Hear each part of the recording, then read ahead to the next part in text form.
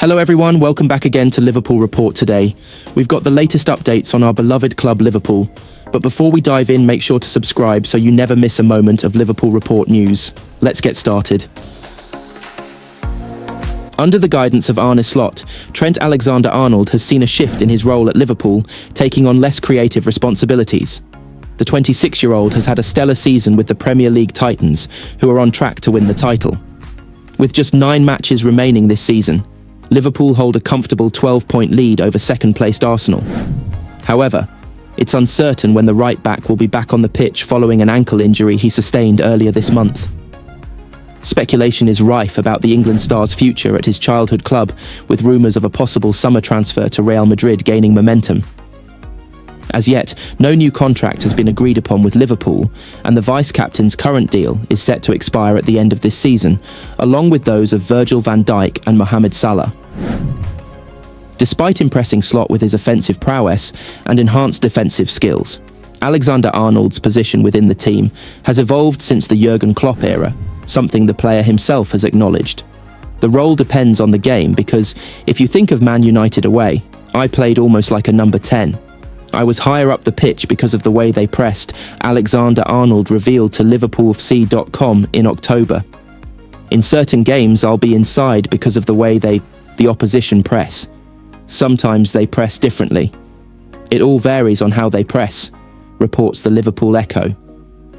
The dynamic fullback has noticed a shift in his role, experiencing reduced creative duties.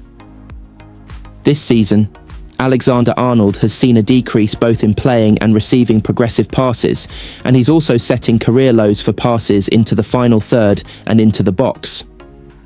Yet, despite taking a step back from being the focal point in attack, he acknowledges that the strategic alterations by manager Slot are still giving him opportunities to influence play.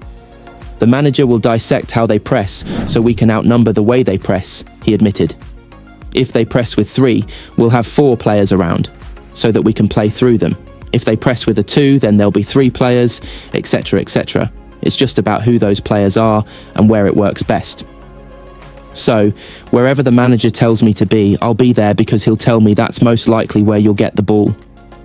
And if that changes, then he'll tell me during the game, you're not getting the ball there, try there, and maybe surprise him in there and see if that works.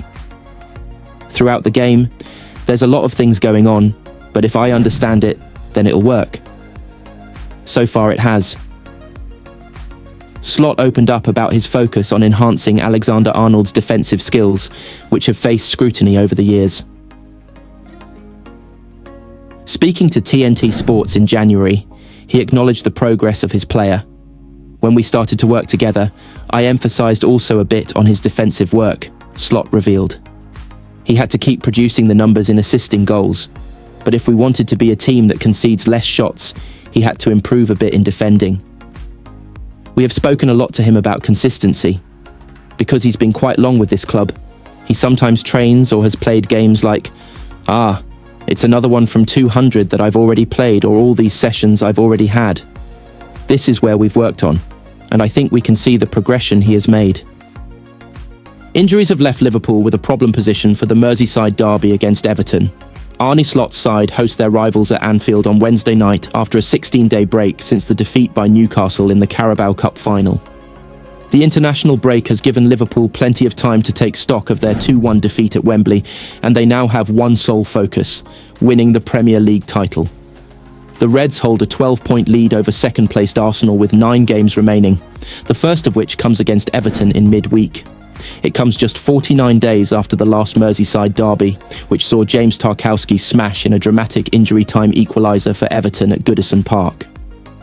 The international break has passed without too much drama for Slot, who is expected to have both Alisson Becker and Ryan Gravenberch available, despite their withdrawals from their respective national teams. Alisson sustained a concussion while playing for Brazil against Colombia and was ruled out of the team's second World Cup qualifier. However, the goalkeeper has since been assessed by Liverpool medical staff and is expected to be fit to start against Everton. Gravenberch pulled out of the Netherlands squad with a niggle, but should also be fine to play against Everton. There is an obvious issue for Slot to address at right back, however, with Trent Alexander-Arnold, ankle, and Connor Bradley and Joe Gomez, both hamstring, ruled out with injuries. Alexander-Arnold was injured in the 1-0 defeat by Paris Saint-Germain on March 11th and didn't play for England in their wins over Albania and Latvia.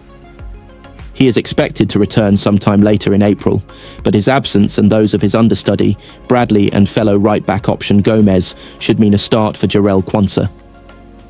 Tyler Morton is the only other unavailable Liverpool player. There are also concerns for David Moyes, who is sweating on the fitness of left-back Vitaly Mykolenko, who suffered a thigh problem while on international duty with Ukraine this week. Mykolenko was forced off in the second half of Ukraine's 3-0 Nations League loss to Belgium, and with head coach Serhii Rebrov painted a grim picture post-match. Unfortunately, he has an injury. He will do an MRI, he said. We'll see. I know Vitaly. If he didn't continue playing, then the injury was really serious. Speaking on March 19th, Moyes outlined the prognoses of key attackers Dwight McNeil, Iliman Ndiaye, and Dominic Calvert-Lewin. I don't think we're necessarily going to have any of them back after the international break, he said.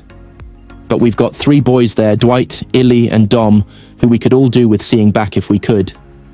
McNeil hasn't played since a 4-0 victory over Wolves in December, in which he aggravated a knee injury, while Ndiaye suffered medial ligament damage to his knee in the first derby.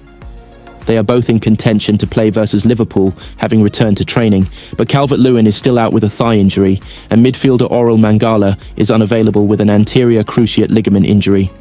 Jurgen Klopp has overseen the sacking of a manager for the first time in his role as head of global soccer for Red Bull, and he is eyeing an in-form Premier League boss for the now vacant role. RB Leipzig sacked head coach Marco Rose on Sunday after Saturday's 1-0 defeat to Borussia Mönchengladbach left them in 6th place in the Bundesliga and 3 points outside of the Champions League places. Leipzig did beat Klopp's former club Borussia Dortmund before the international break, but that was their only second win in their last 10 league matches. Rose had been in the role since September 2022, securing 2 Champions League qualifications and the German Cup, and Klopp was reportedly firm in his desire to stick with the 48-year-old, despite growing discontent among others in the Red Bull group. The former defender played under Klopp at Mainz, but the ex-Liverpool boss finally decided that enough was enough after Saturday's loss, with Leipzig announcing Rose's departure on Sunday. Marcel Schäfer, the club's managing director for sport, said, "We have believed in our cooperation with Marco and his team for a very long time, and up to now, tried everything to turn things around together. Given the development and the continued lack of results, we're all firmly convinced that we need new impetus for the remainder of the campaign in order to achieve our aims for the season. We'd like to thank Marco and his coaching team for the past 2.5 years, the success we enjoyed together, and their commitment to the club." Klopp and Red Bull Chiefs are now said to be eyeing a move for Crystal Palace boss Oliver Glasner, but know they may have to wait until the summer to bring in the Austrian, who has just taken Palace to the FA Cup semi-finals. Klopp made his feelings on Glasner clear in his programme notes for Liverpool's clash with Palace at Anfield last April, when Eberechi Eze's winning goal effectively ended the Reds' title hopes.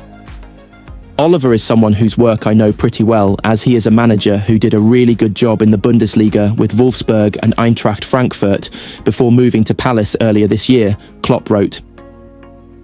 Replacing a club legend like Roy Hodgson would not be easy for anyone, but Oliver's record, reputation and ability make him a wise choice, I would say. I do not know how well known he was in England before he came to the Premier League, but his CV speaks for itself, and it is even decorated with a Europa League, which was won a couple of seasons back with Frankfurt. Oliver has not been in this country for too long, but already you can see his methods and his work starting to show at Palace. For this reason, and many more besides, not least the quality of their players, we should prepare for a proper test today, as clearly one is coming.